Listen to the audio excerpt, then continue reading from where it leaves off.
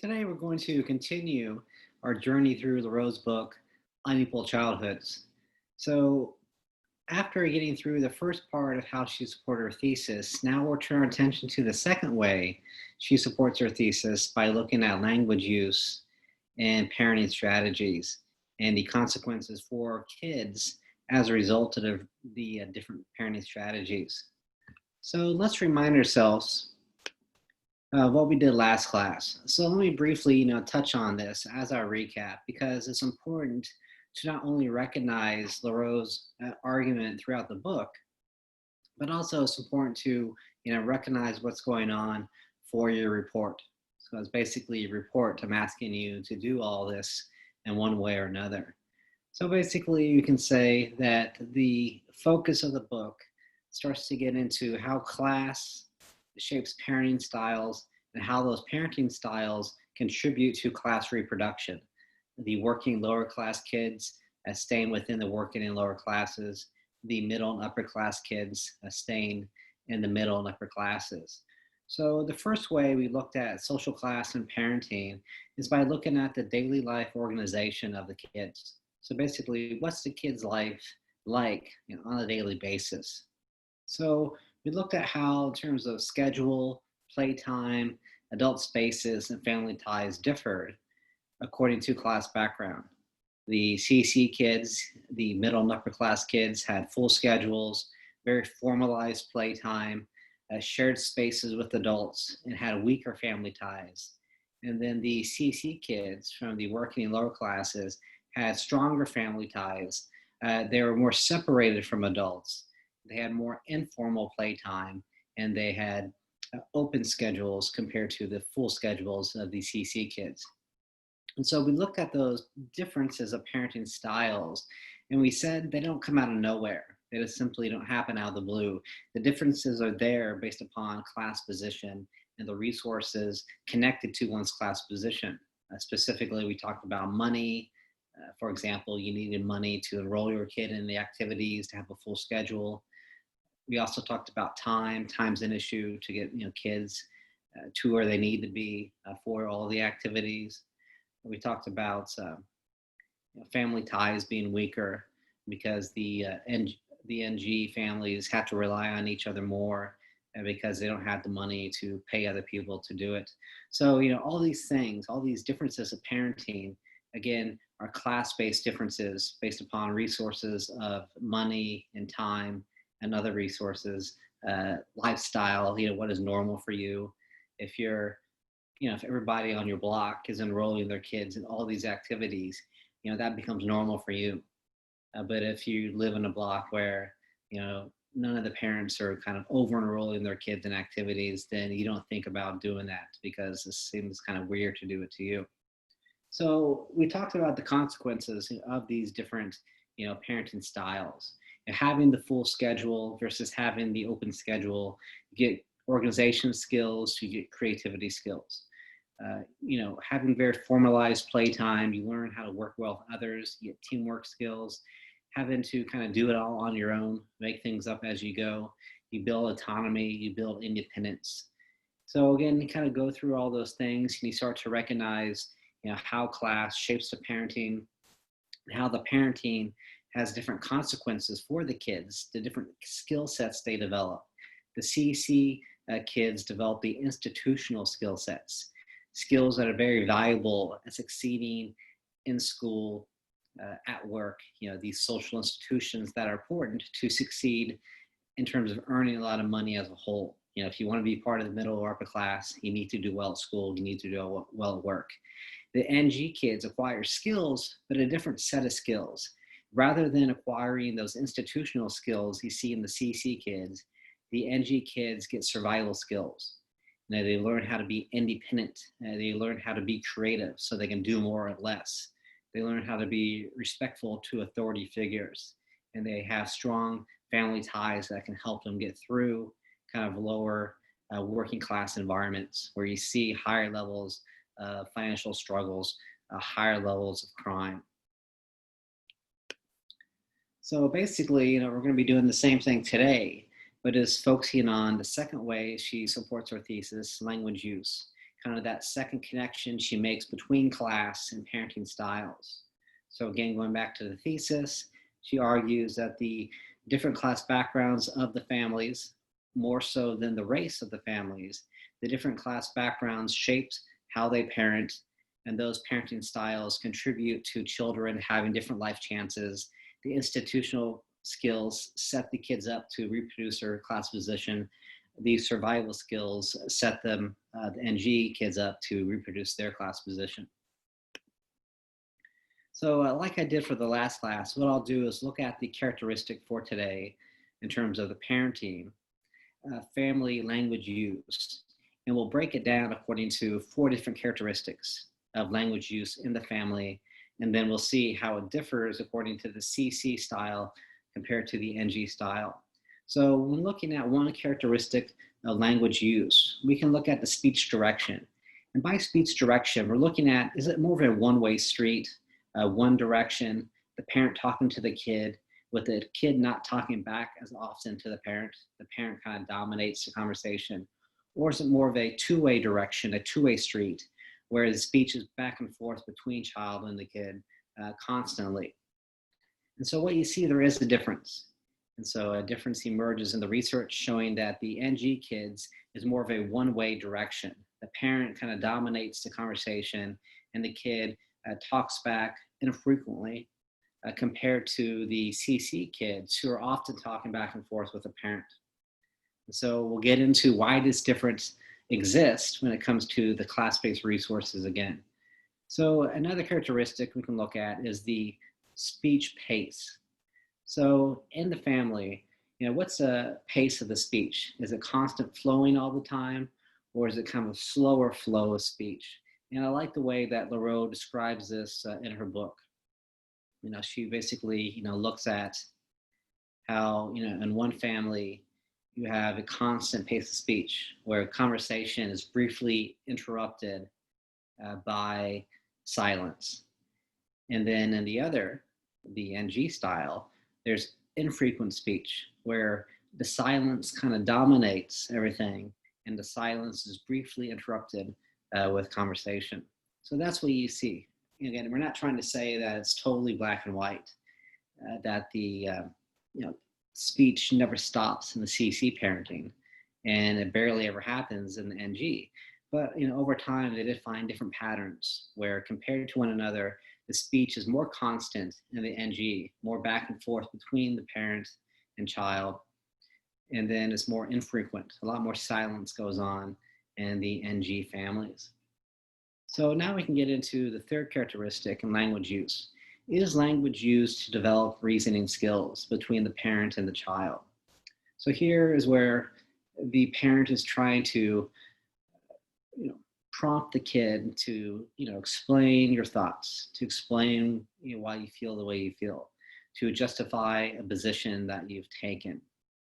And on the other hand, in the other parenting style, you don't see this reasoning being fostered as much. Rather, the conversation is more directional, in terms of, this is what you're supposed to do, this is not what you're supposed to do. So you're kind of giving the kid directions, rather in the other style where you have reasoning going on, the kid's more kind of a partner in what's going on. That back and forth, like we talked about before, the two-way street, but also the parent is intentionally trying to get the kid to think about kind of what they're saying and why they're saying it.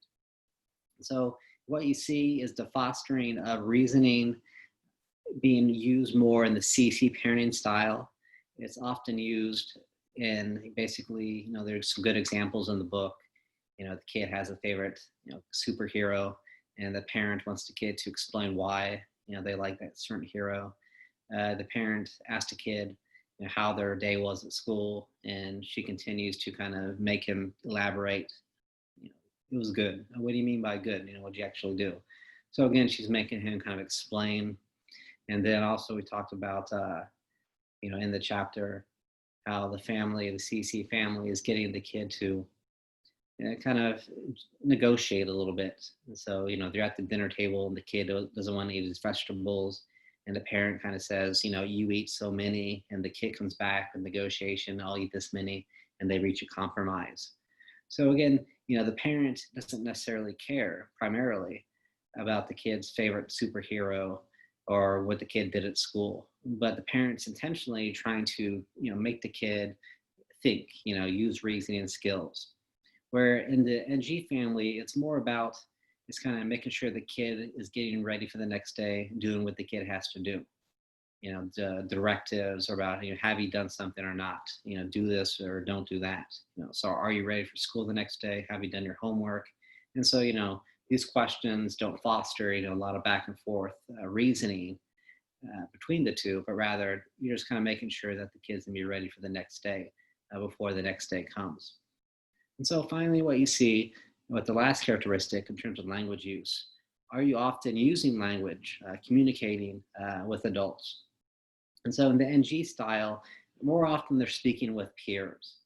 And even when they're around an adult, the conversation again is not as much. Sometimes there's a lot more kind of silence there, and the TV does the communicating as the parent and child kind of watches the TV. And then with the CC, again, like we talked about before, when they're always around an authority figure, whether it be a coach, an instructor, or a parent, they're often speaking with these authority figures, whether it be the coach, the instructor, the parent. So those are the different characteristics when it comes to language use within the parenting styles, and that she found with the CC families and the NG families. And so let me stop here before we move forward, because we're looking at two different chapters today, specifically with respect to language use. And, with one individual, we see the CC parenting style, and the other individual, we see the natural growth style. And the natural growth style basically captures that class background difference compared to the CC style. But what's similar between the two chapters is race. So both families are African American families. So if race mattered more, then the parenting styles should be more similar than different. But because race doesn't matter as much compared to social class, according to Lareau, that's why we see these differences. The variable of race is constant. It's the same between the two families, but the difference is class background. And that's how we can explain the different parenting styles, because there is a different class background when you look at the two different families. So like we did before, we just want to dig down a little bit deeper to find out why these different parenting styles exist. So again, we need to go back to the class-based resources that create the different parenting styles. So for example, when looking at language use, money, it's more of an indirect issue than a direct issue. In other words, to use language, you don't have to really pay for it. You can say what you want to say. You don't have to spend money on that. And so we need to look at other class-based resources that maybe are directly or indirectly connected to money. So, one class-based resource that ties a lot into this in terms of the speech direction, speaking with adults, is time.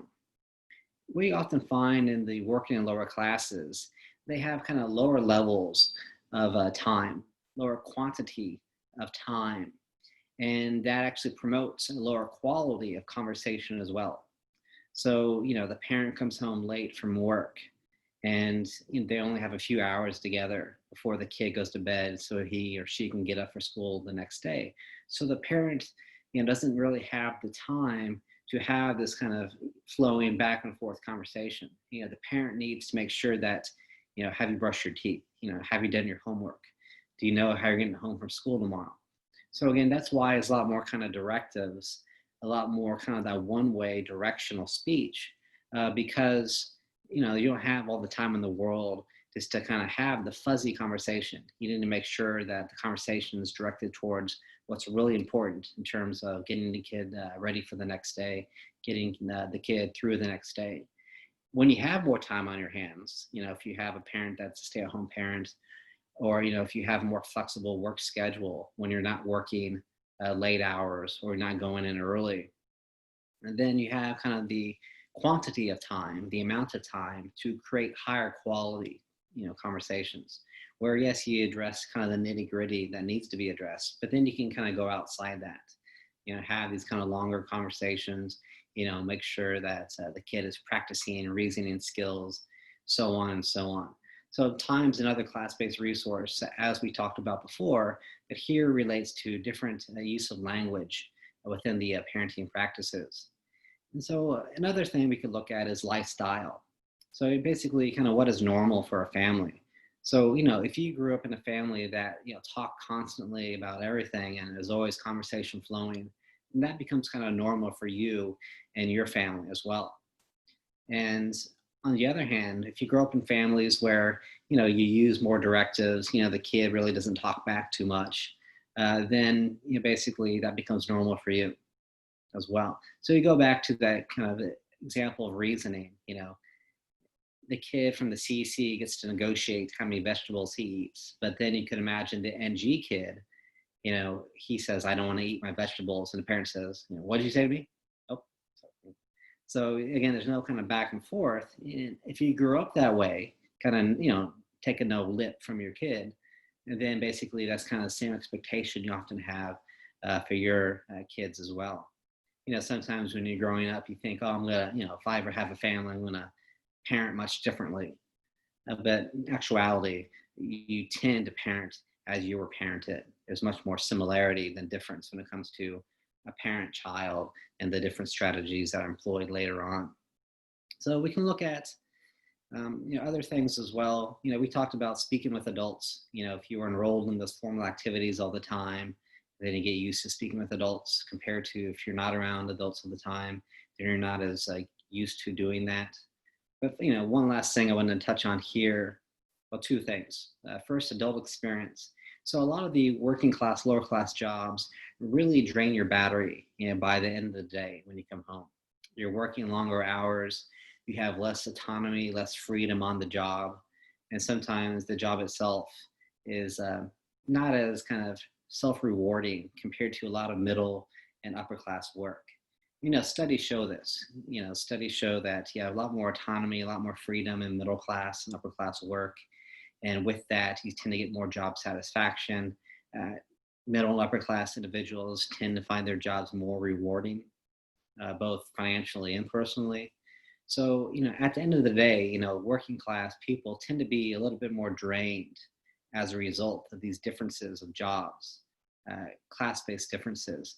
So sometimes when you get home, again, you want to make sure that your kid is ready for the next day, but then you want to bond with your kid, not necessarily through conversation, but through watching your television programs, by watching your Netflix shows. So the kid and the parent, they bond still, but not through verbal communication, but simply by, sharing experience together, watching TV. So, in the past, I've had students kind of criticize the parent, why would you sit there and just watch TV? It's just a way to form bonds. And it's a lot easier when your battery is drained to recharge, when you can sit back a little bit, with your kid, with your kids, and kind of laugh at the programs, kind of lose track of the workaday world when you're watching your shows together. So again, it's a bonding experience, but it's a different one when you look at kind of one class versus another. So finally, a lot of this language use, especially kind of the reasoning and kind of the constant conversation, has a lot to do with the education background of a parent. And so when you go up the ranks of formal education, you start to learn, what the game is and how to play it. What skills you need to succeed, at that high school level, to get into private schools, to get into good colleges, to succeed in the graduate programs, law schools, and medical schools, to succeed in the work world. And so if you've been through all that, then you can really understand, what you should have your kid concentrating on from a very young age. But if you've never been through college, if you've never been, in the private schools, the prep schools, if you've never gone through graduate school, if you never kind of worked in a very kind of professional setting, you really don't know what's going on and what advice or wisdom you can pass down to your kid to give them advantage in those situations. So here, the parents intentionally are kind of fostering this conversation, intentionally trying to develop these different skills of language in their kids because they know it will pay off for them later. The standardized tests, they test your vocabulary, they test your thinking skills, they test, all these things that are kind of indirectly learned simply through conversation. And let me just drop down to the next part to get into this specifically. So the CEC kids develop stronger vocabulary skills because communication, like anything else, is practice. The more you do it, the better you are at it. And this will help later when you're writing in school settings, when you're writing in work settings. The stronger vocab and stronger communication skills in general for the CCs also builds a kind of stronger knowledge base. It's pretty simple. The more you communicate, the more you start to learn about things. Not all these things will be on a test or be something you need to know at work, but simply, the more communication going on, the more you're building a knowledge base too. So the vocab, the communication, the knowledge base, all these things are skills that allow people to thrive in school and work settings. So now we can say if the NG kids and the CC kids entered school, entered work with the same amount of vocab, with the same amount of communication and knowledge, then nobody would have a head start. Nobody would have an advantage. But because the CC kids are entering these institutions, schools and work with higher levels of communication, vocabulary, knowledge in general, that gives them an advantage. So the CC kids are kind of getting a head start, and the NG kids have to catch up a little bit, putting them at a disadvantage from the get-go when they enter these institutions. And so, again, the negotiation skills, the logic skills, the higher levels of comfort speaking to authority figures, all these are very valuable institutional skills that allow the CC kids to not only survive, but thrive in the institutional environments. And then the NG kids, not having the same amount of skills, it kind of puts them in a secondary position. And because they're not thriving like the other kids, they're simply trying to survive. You just want to get by grade to grade. You're happy with your C's, maybe low B's, where the CC kid, wants to be at the top of the class, only wants A's. And you start to get, different kind of senses of, you feel very entitled that you're going to get everything. And you get another sense of constraint where it's kind of you against the world and everything's a struggle. And we'll continue those themes as we get through the last couple parts of the book. So overall, basically, what we did today and what we did last class, we'll continue to do with the last connection, connecting class background to how different parents interact with the kids' institutions, the kids' schools, the kids' sports, for example. And then we'll break that down like we did today and like we did for our last class. So we'll leave that there. As always, please let me know if you have any questions, and I will be in touch.